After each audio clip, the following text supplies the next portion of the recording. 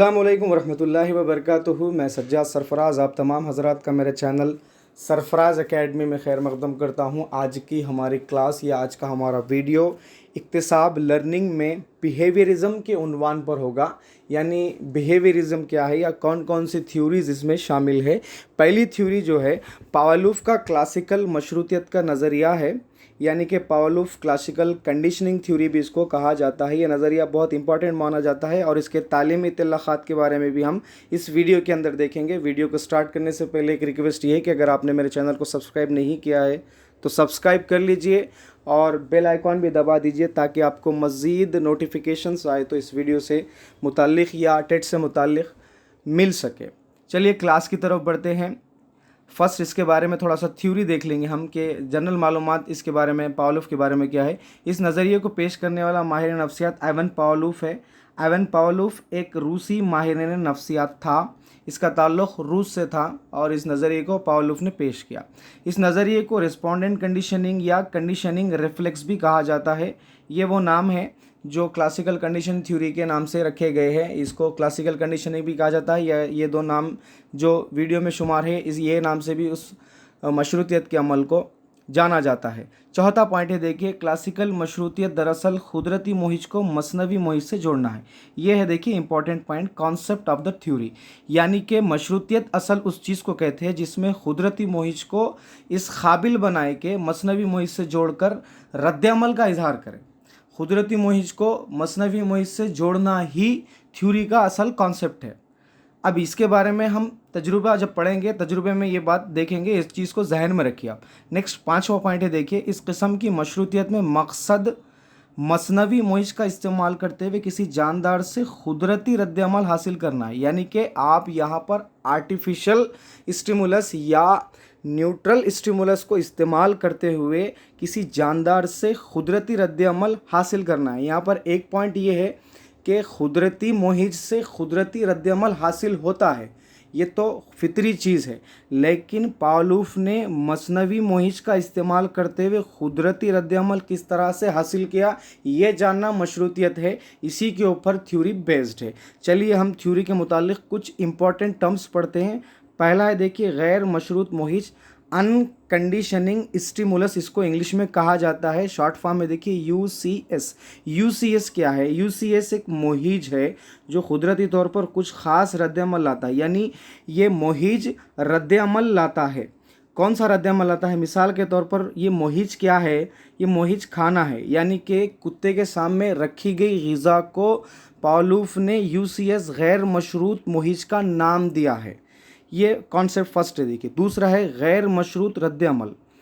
अब गैर मशरूत रद्द-ए-अमल क्या है? एक गैर मशरूत मोहिज से गैर मशरूत रद्द-ए-अमल पैदा होता है। जैसा कि यहाँ थ्योरी में देखेंगे, यूसीआर उस वक्त पैदा होता है जब कुछ गैर मशरूत मोहिज यानी ग़िज़ा, अभी बोला मैं, यानी गैर मशरूत मोहिज ग़िज़ा कुत्ते के सामने पेश किया जाता है और कुत्ता लुआब का इखराज करता है। ये लुआब यूसीआर कहलाता है। यानी कुत्ते के सामने जो ग़िज़ा रखे आप वो गैर मशरूत मोहिज है। अब वो गैर मशरूत मोहिज ग़िज़ा को देखकर कुत्ते के लुआब का आना गैर मशरूत रद्द-ए-अमल कहलाता है। ये दूसरे पॉइंट की तारीफ है। थर्ड वन है देखिए मशरूत मोहिज। ये क्या है? मशरूत मोहिज उस वक्त होती है जब मशरूतियत उसके अंदर या जानदार के अंदर जिस पे आप तजुर्बा कर रहे हैं उसमें मशरूतियत वाज़े हो जाती। मशरूत मोहिज मशरूतियत के वक्त मसनवी घंटी है। जो मसनवी मोहिज की हम बात कर रहे थे कि मसनवी मोहिज के ज़रिए कुदरती अमल का इज़हार किस तरह करते बोल, तो ये मसनवी मोहिज को पावलोव घंटी के तौर पर इस्तेमाल करा या घंटी को मसनवी मोहिज का नाम दिया। यानी मशरूतियत के वक्त में मसनवी मोहिज जो घंटी होती है, मशरूतियत के बाद ये कुदरती अमल लाता है। या तो मशरूतियत के दौरान या मशरूतियत के बाद ये घंटी क्या करती है बोल, तो कुदरती रद्द-ए-अमल लाती है जो मशरूतियत से पहले सिर्फ यूसीएस के ज़रिए शुरू किया गया था। यानी कि जिस तरह से फर्स्ट हम पढ़े थे इसमें देखे थे कि खाना रखे तो लुआब का इखराज हुआ, यानी गैर मशरूत मोहिज में जिस तरह से रद्द-ए-अमल का इजहार हुआ था उसी तरह रद्द-ए-अमल का इजहार यहाँ पर कुदरती मोहिज के बजाय मसनवी मोहिज घंटी को इस्तेमाल करके लाना है, जिसको मशरूत मोहिज कहा जाता है, सीएस कहा जाता है। चौथा पॉइंट है देखिए मशरूत रद्द-ए-अमल सीआर। सीआर क्या है? कंडीशनिंग रिस्पॉन्स जिसको बोलते। मशरूत रद्द-ए-अमल एक सीखा हुआ रद्द-ए-अमल है। यानी कि कुत्ता जब कुत्ते के सामने मशरूतियत चल रही थी, यानी जब घंटी बजाई जा रही थी, तो कुत्ता क्या करा, वो घंटी की आवाज़ पर रद्द अमल का इजहार करा। तो ये घंटी की आवाज़ पर जो सीखा हुआ रद्द अमल है, इस रद्द अमल को मशरूत रद्द अमल का नाम दिया गया है, जो कुदरती या गैर मशरूत मुहिज के जोड़ने से हासिल हुआ है। यानी कि कुदरती या गैर मशरूत मुहिज जो है, खाने को हम मसनवी मुहिज के साथ जोड़ दिए, कब, कंडीशनिंग के दौरान या कंडीशनिंग के बाद, तब क्या होता, मशरूत रद्द अमल का इजहार होता है। ये 4 पॉइंट्स अहम है। अभी हम थ्योरी की तरफ पढ़ेंगे। थ्योरी क्या है? मशरूतियत के 3 मराहिल है। देखिए, पहला मरहला है मशरूतियत से पहले। मशरूतियत से पहले का मरहला क्या होता है उसके बारे में देखेंगे। फर्स्ट पॉइंट है, देखिए, पावलोव ने तजुर्बे खाने में एक मेज़ तैयार किया जिसमें एक कुत्ते को ठहराया, जैसा कि आप फोटो में देख सकते हैं, मेज़ और कुत्ते का जिस तरह से ठहरा हुआ है। दूसरा पॉइंट है, देखिए, इसके मुंह में एक नली रख दी गई ताकि कुत्ते के लुआब की पैमाइश की जा सके। यहाँ पर आपको नली भी दिख रही, जिससे आप वो सलीवा या लुआब का मेजरमेंट कर सकते हैं। यह पावलोव ने किया था। तीसरा पॉइंट है, देखिए, पहले मरहले में कुत्ते के सामने ग़िज़ा को पेश किया गया। ग़िज़ा देखते ही कुत्ते के मुंह से लुआब का इखराज हुआ। ठीक है। फर्स्ट ये है, देखिए, कि पहले मशरूतियत से पहले जो है, पहले खाना रखा गया, खाना देखकर कुत्ते के मुंह से लुआब निकला। ये बात जहन में रखिए। और इसी तजुर्बे को मुतवातिर दोहराया गया, यानी बार बार इसको दोहराया गया और मुशाहिदा किया कि हर बार ग़िज़ा देखते ही कुत्ते के मुंह से लुआब का इखराज हो रहा है। तो यहाँ पर एक पॉइंट समझने की बात यह है कि जब खाना रखा गया, जब मुहिज सामने रखी गई, तब रद्द अमल भी हुआ। तो इस खाने को, इस ग़िज़ा को आइवन पावलोव ने गैर मशरूत मुहिज का नाम दिया है। और इस गैर मशरूत मुहिज से लुआब का इखराज होना गैर मशरूत रद्द अमल या गैर मशरूत रिस्पॉन्स इसको कहा जाता है। नेक्स्ट है, देखिए, यहाँ पर आप समझ सकते हैं तस्वीर में, बिफोर कंडीशनिंग में, यहाँ पर ये देखिए, इसके सामने खाना रखा गया जिसको गैर अनकंडीशन स्टिमुलस या गैर मशरूत मुहिज है, तो उस कुत्ता जो है रिस्पॉन्स करा, लुआब का इखराज हुआ। तो इसमें समझने की चीज़ यही है कि इसमें फितरी मुहिज फितरी रद्द अमल का काम करा, या गैर मशरूत मुहिज गैर मशरूत रद्द अमल का काम करा। इसमें ये जो न्यूट्रल स्टिमुलस है, जो मसनवी मुहिज है, इसका कोई रोल इसके अंदर नहीं है। कुत्ते का मुंह में लुआब आना सिर्फ खाने को देख के है, फितरी चीज़ को देख के है। जैसा कि हमारे अंदर भी ये चीज़ पाई जाती है। मिसाल के तौर पर, प्यास लगी तो पानी पीना, है ना, तो ये फितरी चीज़ है। प्यास लगी तो हम पानी पीते हैं। पानी पीना जो है रद्द अमल का इजहार फितरी तौर पे है। तो इसमें यहाँ पर न्यूट्रल स्टिमुलस, मसनवी मुहिज या आर्टिफिशियल मुहिज का कोई ताल्लुक बिफोर कंडीशनिंग में नहीं था। यहाँ पर पावलोव ने जो ग़िज़ा है, इसको गैर मशरूत मुहिज का नाम दिया है। ये पॉइंट मैं आपको बोल चुका हूँ कि गैर मशरूत मुहिज जो है, यूसीएस जो है, ग़िज़ा को कहा, और जो ग़िज़ा देखकर कुत्ते का लुआब का इखराज होना है, इसको गैर मशरूत रद्द अमल यूसीआर कहा है। ये टर्म्स याद रखिए। पांचवा पॉइंट देखिए, यानी इस मरहले में यूसीएस मसावी है यूसीआर के, यानी कि कुत्ते का खाना देखकर लुआब का इखराज करना, ये दोनों एक दूसरे के मसावी है। मतलब ये कि उन्हें खाना देखा तो उसके मुंह में जो है सलीवा आया या लुआब आया, तब कुदरती मुहिज फितरी रद्द अमल या कुदरती रद्द अमल का इजहार हो रहा, या गैर मशरूत मुहिज गैर मशरूत रद्द अमल का इजहार कर रहा। इसमें न्यूट्रल स्टिमुलस यानी घंटी का कोई ताल्लुक़ इस बिफोर कंडीशनिंग में नहीं है। यहाँ पर बता रहा, देखो, स्टिमुलस यानी घंटी मसावी नहीं होती यूसीएस, यानी घंटी का कोई इसमें या विजिल का कोई इसमें कोई रद्द अमल, कोई रोल नहीं है। खाना देखा तो रद्द अमल का इजहार करा, मुहिज देखा तो रद्द अमल का इजहार करा। ठीक है। नेक्स्ट हम बढ़ते हैं ड्यूरिंग कंडीशनिंग के सेकंड मरहले की तरफ। At the time of conditioning, मशरूतियत के वक्त, यहाँ क्या है, देखिए, दूसरे मरहले में पावलोव ने ग़िज़ा को घंटी के साथ जोड़ दिया। अब यहाँ है, देखो, मेन पॉइंट, पहले सिर्फ खाना रखा गया, उसका इजहार करा। अब उन्हें क्या करा बोले तो, वो जो न्यूट्रल स्टिमुलस है, जिसको आर्टिफिशियल स्टिमुलस या मसनवी मुहिज जो घंटी है, ये तस्वीर में जो दिख रही है आपको, ये घंटी को क्या करा, खाने के साथ जोड़ दिया।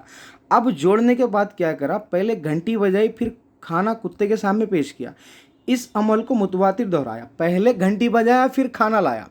फर्स्ट में सिर्फ खाना लाया, ठीक है, घंटी से उसका कोई ताल्लुक़ नहीं था। अब यहाँ पर घंटी बजाया फिर खाना पेश किया, यही अमल बार बार दोहराया, तो कुत्ता सिर्फ घंटी की आवाज़ सुनकर लुआब का इखराज कर रहा है। एक चीज़ समझने की बात यह है कि घंटी, चूँकि बार बार अमल दोहराया गया, तो फर्स्ट टर्म में वो चीज़ हासिल नहीं होती, मसनवी मोहित जो है कुदरती लेवल पर नहीं पहुंचता। बार बार दोहराने के बाद हो रहा ये कि घंटी की आवाज़ सुनकर ही कुत्ते का लुआब का इखराज हो रहा है यहाँ पर। तो कुत्ता क्या कर रहा है, अनकंडीशन रिस्पॉन्स जो है यहाँ पर इजहार कर रहा है, यानी इसमें घंटी की आवाज़ कुत्ते के लिए गोया अलामत या सिग्नल का काम कर रही है। यहाँ पर एक मसावत में लिखा है, ये मसावत से हम कंडीशन मशरूतियत के वक्त को समझेंगे। फर्स्ट वन है देखिए एनएस यानी न्यूट्रल स्टिमुलस या आर्टिफिशियल स्टिमुलस। बेल को क्या करा, खाने के साथ जोड़ दिया जो गैर मशरूत मुहित है। अब जोड़ने के बाद इसको हासिल क्या हो रहा, गैर मशरूत रद्द-ए-अमल हासिल हो रहा, यानी लुआब का इखराज वो कर रहा है। तो कुत्ता इस काबिल हो जाता है, इस कदर सीख जाता है कि घंटी की आवाज़ सुनकर ही लुआब का इखराज कर देता, ताकि उसके सामने खाना पेश भी ना किया जाए तब भी वो इखराज कर देता। यानी कुत्ता ये सीख गया है, यानी कुत्ते के अंदर ये आदत हो गई है कि ये घंटी जो है खाना मिलने का सिग्नल है या अलामत है। ठीक है, अब हम देखेंगे आफ्टर कंडीशनिंग में मशरूतियत के बाद क्या होता।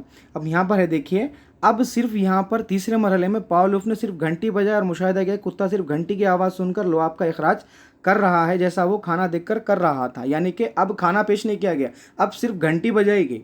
तो ये घंटी जो है, अब ये घंटी जो न्यूट्रल मसनवी मोहिज थी, अब यहाँ पर वो कंडीशनिंग स्टिमुलस हो गया, यानी कि वो नेचुरल कुदरती मोहिज का काम अंजाम दे रहा। खाना यानी खाने का काम अंजाम दे रहा, खाना आप सामने ना रखो तब भी वो लुआब का इखराज कर रहा। मतलब कुत्ता ये समझ गया कि खाना जो है वो घंटी से मिलेगा, यानी खाने को घंटी से जोड़ दिया गया।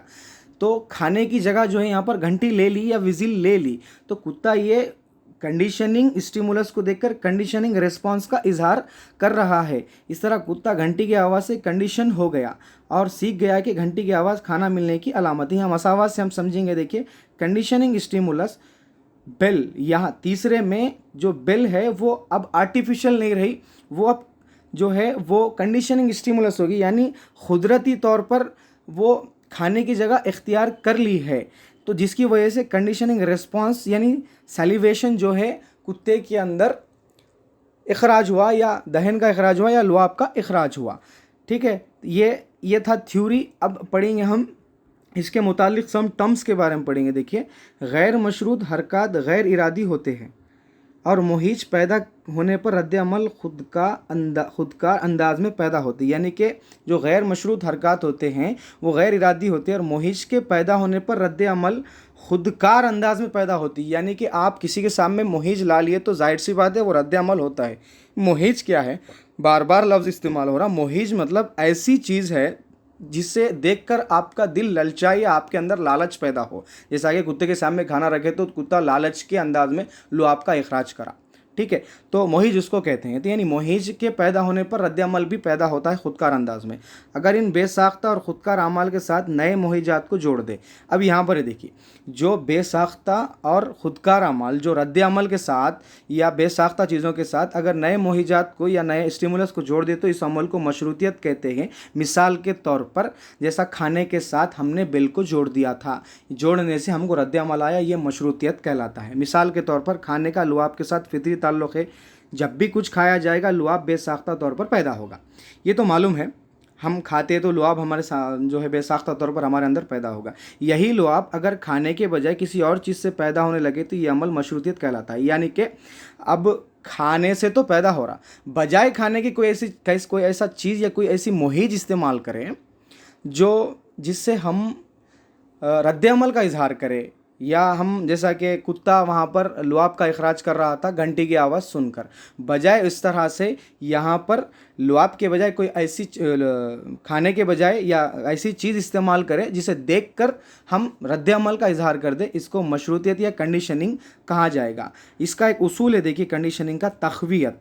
कोई भी मोहिज या शय जो फ़र्द के रद्द-ए-अमल को पुख्ता करे तख़वियत कहलाती है। उमूमन इनाम या जज़ा को तक़वियत कहा जाता है। यानी मोहिज या किसी शय को फ़र्द में या किसी जानवर में अगर पुख्ता कर दिया जाए या पुख्ता हो जाना, उसको रीइंफोर्समेंट कहते हैं। और एक चीज़ जहन में रखने की ये है कि कौन सा भी अमल जो है मशरूतियत के अंदर हो या इक्तिसाब के अंदर हो, बार बार अगर दोहराया जाए तो तभी मशरूतियत हासिल होती है। यानी तकरार अगर हो बार बार अगर दोहराया जाए, यानी एक बार खाना रखने पर जो है कुत्ता आसानी के साथ नहीं सीखता, बार बार वो जब दोहराएंगे तो घंटी जो है वो कुदरती मोहिज का काम अंजाम देगी बजाय मसनवी मोहिज के। तो वो कब होगा? तकरार से होगा, यानी रिपीटिशन करने से जो है मशरूतियत वाक़ई होती है। तो इसीलिए तकरार को, रिपीटेशन को मशरूतियत का उसूल कहा जाता है। जहाँ पर तकरार होती है वहाँ पर मशरूतियत भी वाक़ई होती है, जहाँ पर तकरार नहीं होती वहाँ पर मशरूतियत ख़त्म हो जाती है। चलिए बढ़ते हैं पावलोव के नज़रिए के कमर जमात में इतलाक़ात क्या क्या है। फर्स्ट वन है, देखिए, तलबा को नज़्म ज़ब्त देने में ये नज़रिया काफ़ी माविन साबित हुआ, यानी नज़्म ज़ब्त बच्चे इससे सीख रहे हैं। तलबा के अंदर अच्छी आदतों के फ़रोग़ में और बुरी आदतों के फ़रोग़ को दूर करने में यह नज़रिया काफ़ी मददगार साबित हुआ। अच्छी आदतों और बुरी आदतों में डिफरेंस या इनमें डेवलपमेंट के लिए काफ़ी मददगार साबित हुआ। तीसरा पॉइंट है, देखिए, तलबा के अंदर मुस्बित रवैयों को फ़रोग़ देने में भी यह नज़रिया कारआमद साबित हुआ, यानी मुस्बित पॉजिटिव जो एटीट्यूड हो वो बच्चों के अंदर डेवलप होने के लिए नज़रिया भी बहुत काम आया है। नेक्स्ट है, देखिए, जानवरों की तरबियत में अहम रोल अदा करता है। जाहिर सी बात है, जानवर हो या इंसान हो, उनकी तरबियत के अंदर भी ये नज़रिया अहम रोल अदा करता है। पांचवा है, देखिए, अल्फाज को सही तौर पर अदा करने में और ज़बानदानी की तरबियत में भी मददगार होता है, क्योंकि बार बार कर किया जाने वाले अमल से हमारे अंदर पुख्तगी पैदा होती, तक़वियत पैदा होती है ना। वो तक़वियत क्या करती है बोले तो तकरार के अमल से हमारे अंदर जो है नई नई चीज़ें, नई नई जो है सलाहियतें बर्पा करती है, यानी काम हमारा पुख्ता होता है।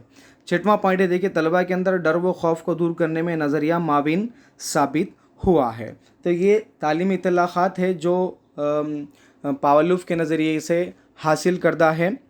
तो आज का हमारी तजुर्बा मुकम्मल हुआ, आज की हमारी क्लास मुकम्मल हुई। मैं उम्मीद करता हूँ कि आपको मेरी क्लास समझ में आएगी। वीडियो को शेयर करें, लाइक करें, सब्सक्राइब करें। जज़ाकल्लाह, शुक्रिया।